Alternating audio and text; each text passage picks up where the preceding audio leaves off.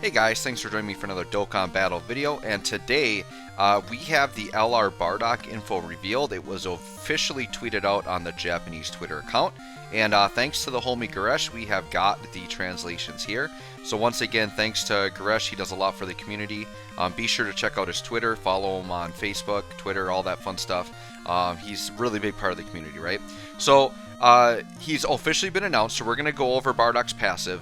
I'm going to kind of give you my thoughts on his passive, if I think he's going to be good or not, and some potential, like, interesting team builds we could do with this guy, right? So, his new leader skill is Super Physical Type Key 4, HP, Attack, and Defense 120%, or Extreme Physical Type 3 Key and 90% to stats. So nothing too crazy. You're not really going to be running this guy as a leader except for, like, in Battlefield. Like, that's going to be the main place, like Ultimate Clash. You're going to probably run him in there, but outside of that, you probably won't use his leader skill, right? Then for his super attack effect after EZA.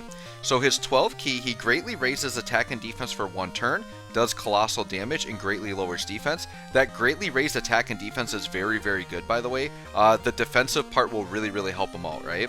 And then his 18 key, he just raises defense for 1 turn, and then he seals super attack, right? So what they're doing is you're getting less of a stat buff on his 18 key super attack, but they're kind of trading that for the seal, right? And when you think about it, if you think about in the game like units that can seal, this unit by far is going to be like the most powerful sealing unit in the game.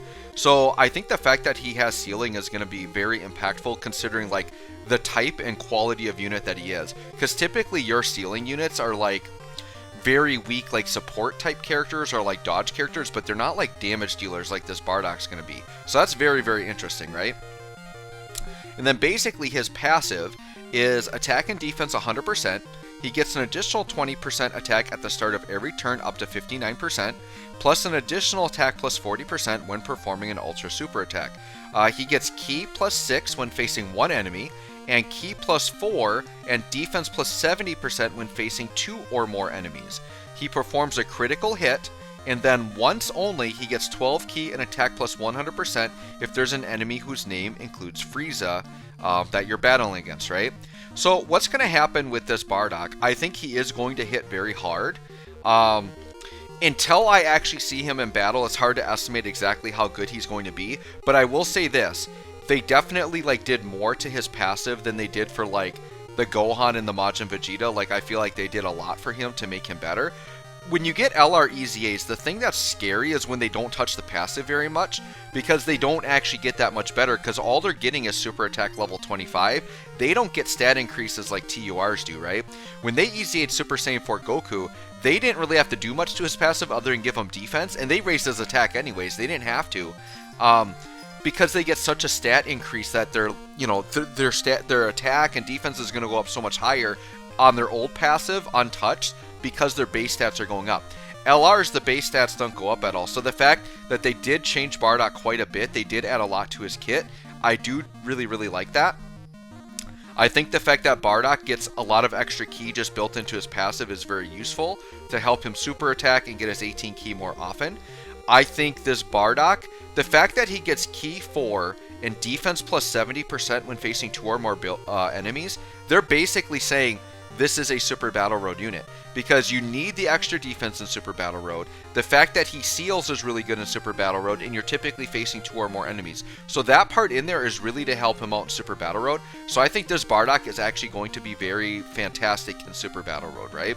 So, and then the fact too that he has attack coming in different chunks in his passive, right? So he's got attack and defense 100% at start of turn. He gets another additional at the start of each turn. I do think that that just goes into the normal passive. I don't think that that multiplies in.